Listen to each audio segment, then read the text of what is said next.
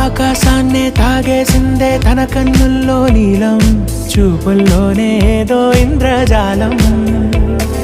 బంగారు వానల్లో నిండా ముంచే కాలం, చూస్తామనుకోలేదే నాలాంటోళ్ళం.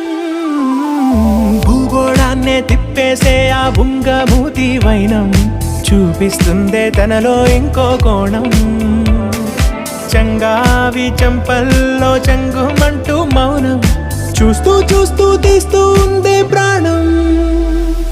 తను చేరిన ప్రతి చోటిలా చాలా చిత్రంగున్నదే, తనతో ఇలా ప్రతి జ్ఞాపకం ఛాయాచిత్రం అయినదే.